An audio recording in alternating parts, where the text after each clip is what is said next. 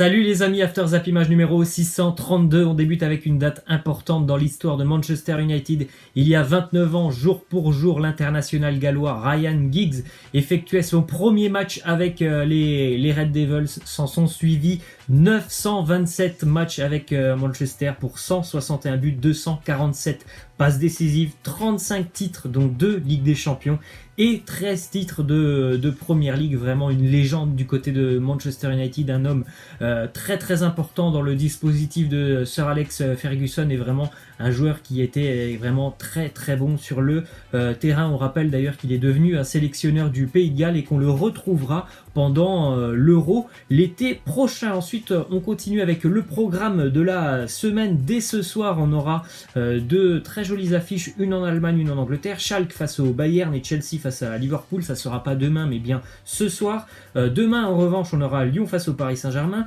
Aussi en Coupe d'Italie, Juventus Milan. Jeudi aussi en Coupe d'Italie, Napoli Inter. On aura aussi l'autre match entre Saint-Etienne et Rennes en Coupe de France. Et puis ce week-end, Lille-Lyon, ça c'est vraiment un match très important dans la course à la Ligue des Champions.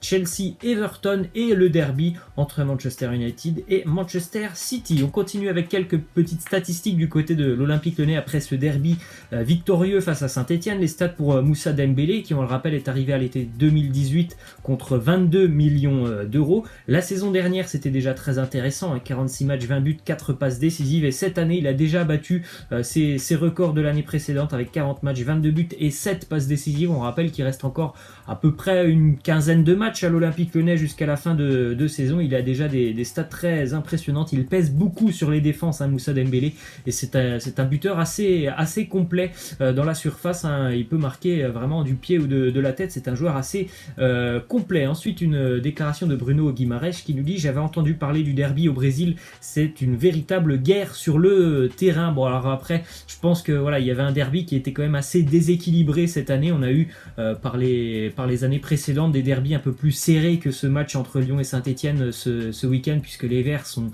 vraiment en grande difficulté cette année. Ils n'ont rien pu faire sur le terrain. Les Stéphanois, ils sont complètement à l'ouest.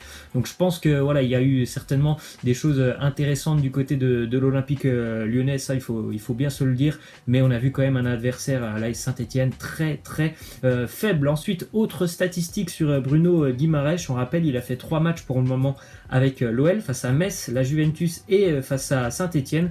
Et sur ces 3 matchs, il a quand même des statistiques très impressionnantes. 90% de passes réussies, c'est le numéro 1 du côté de Lyon. Les 4 dernières passes avant un tir, là aussi, il est numéro 1. 24 ballons récupérés, là aussi, numéro 1. Et 22 duels gagnés, numéro 2. Donc c'est dire l'apport qu'il a eu sur ces 3 matchs, en espérant que ça puisse continuer comme ça pour Bruno Guimaraes. On continue avec l'adversaire lyonnais, l'AS Saint-Etienne, qui est en très grand danger. Sur les 11 derniers matchs de Ligue 1, les Verts ont perdu déjà 9 fois. Ils sont aux portes de la zone de barrage en Ligue 1. Heureusement pour Saint-Etienne, Dijon et Nîmes font un petit peu du surplace en ce moment. Mais les Verts vont devoir lutter, je pense, jusqu'à la fin de saison pour aller chercher le maintien.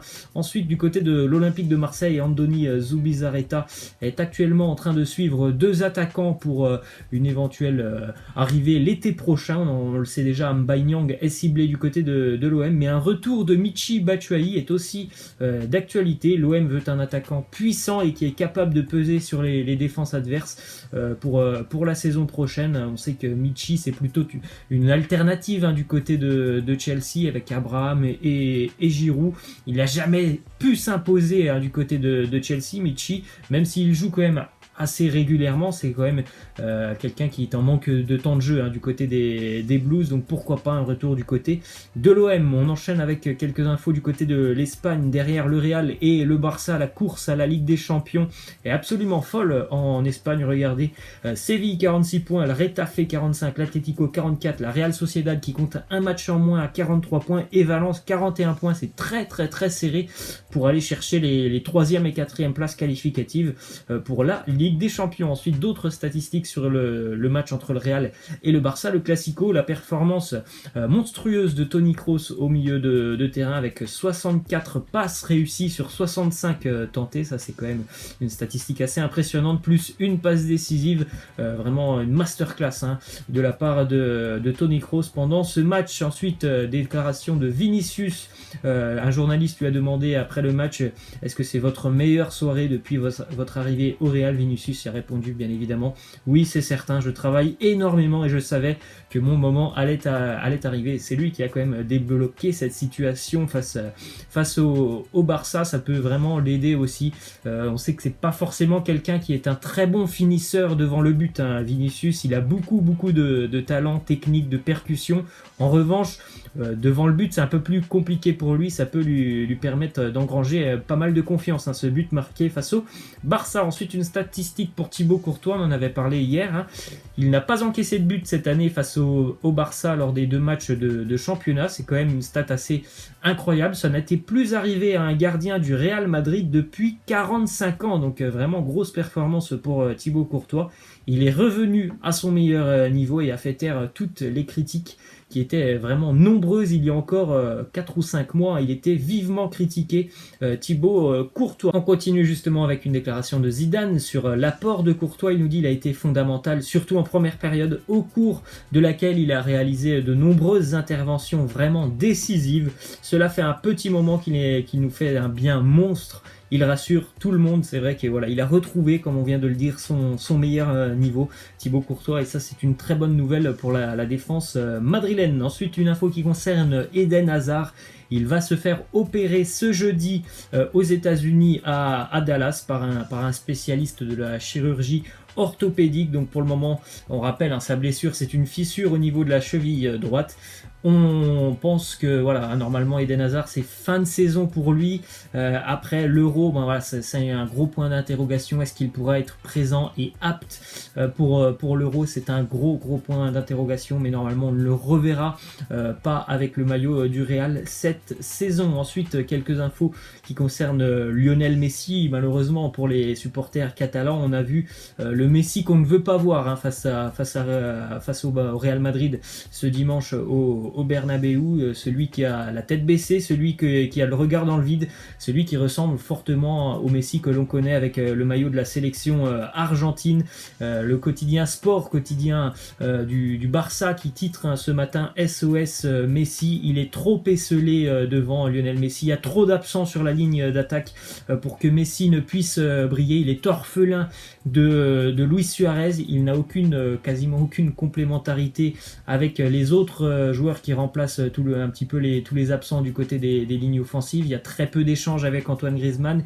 Il y a un Messi vraiment qui est un peu trop esselé du côté du Barça. C'est certainement pour ça qu'on le voit autant en difficulté, comme on a pu le voir aussi face à Naples, face au Real Madrid. Il y a beaucoup trop d'absents pour que Messi ne puisse tout simplement rayonner. Ensuite, les meilleurs passeurs décisifs en Europe, Thomas Müller qui fait une saison assez incroyable du côté du Bayern, en est à 16 passes D, Kevin De Bruyne en est à 16, Jadon Sancho 14 et André Di Maria en est aussi à 14. On retrouve aussi Christopher Nkunku en troisième place avec 12 passes décisives. D'ailleurs, une petite déclaration de Hans-Joachim Watzke, dirigeant du Borussia Dortmund, sur Jadon Sancho. Il nous dit: je pense qu'il a le sentiment que le club a un bel avenir. Je ne pense pas qu'il veuille partir. Nous avons assez d'argent. Nous voulons avoir des titres. Je pense que cette équipe a beaucoup plus de potentiel avec Jadon que sans Jadon. Forcément, c'est un joueur hyper complet. On l'a vu en termes de statistiques, que ça soit but ou passe D, il est hyper régulier, Jadon Sancho, et c'est aussi quelqu'un vraiment sur le terrain qui crée énormément de différences. Donc forcément, j'espère qu'il va continuer avec le Borussia Dortmund, même s'il y a déjà beaucoup de clubs anglais qui sont intéressés. Ensuite, une déclaration de Guardiola qui nous dit: le plus beau titre, c'est celui de la Première Ligue et nous n'allons pas le gagner. D'un point de vue comptable, nous sommes plutôt plutôt bien.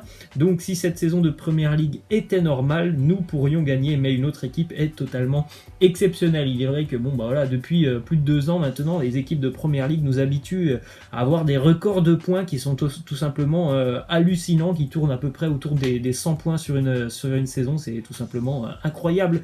Et forcément, si une équipe fait ce genre de saison, c'est compliqué d'aller chercher un titre. Ensuite, une info qui concerne Dries Mertens. Il est désormais proche de prolonger son contrat avec le Napoli. Alors que ça, c'est quand même assez incroyable. Ça fait plus de 2 ans qu'on entend que Mertens va finir par quitter le Napoli. Visiblement, la donne a changé. On rappelle qu'il est en fin de contrat en juin prochain, Dries Mertens. Donc, on va attendre les futurs éléments de ce dossier. Ensuite, une info qui concerne l'UEFA et le coronavirus. Pour le moment, l'UEFA n'envisage pas de report des matchs de Ligue des Champions suite au coronavirus. En revanche, l'instance n'exclut pas des matchs à huis clos ou alors des délocalisations de matchs selon l'évolution de l'épidémie. Ensuite, on va continuer avec ce petit tifo en l'honneur et à la gloire d'André-Pierre Gignac. On en a parlé hier, il a encore mis un triplé. Je crois qu'il en est maintenant à 125 buts depuis qu'il est arrivé au Mexique. On rappelle que lorsqu'il est arrivé au Mexique, beaucoup de personnes avaient dit c'est un très mauvais choix de carrière pour lui. Il y va juste pour l'argent. Quelques années plus tard, les supporters des Tigresses représentent André-Pierre Gignac en roi sur un grand tifo. Il est vrai que c'est devenu une légende, tout simplement, Gignac du côté du Mexique et des Tigresses de Monterrey. Et on termine, les amis, avec cette question de fin qui concerne l'équipe de France. On va bientôt retrouver les Bleus. Je crois que le prochain match de l'équipe de France, c'est dans 3 semaines. On aura aussi des indications sur la liste de Didier Deschamps. Mais la question, c'est concernant le poste de défenseur gauche. Quel est le joueur qui pour vous mérite le plus sa place au poste de défenseur gauche? Donc Benjamin Mendy, Ferland Mendy, Lucas Digne ou encore Lucas Hernandez. Laissez-moi en commentaire tout ça. Moi, j'ai une préférence pour tout ce qu'il a fait depuis la Coupe du Monde et même ce qu'il faisait avant avec l'Atlético pour Lucas Hernandez. Après, ça fait quelques semaines qu'il est revenu de blessure. Il y en a d'autres qui ont repris du temps de jeu entre-temps, mais moi, personnellement, si le joueur est à 100%, ça sera Lucas Hernandez. Voilà les amis, je vous laisse, je vous dis à la prochaine. Ciao.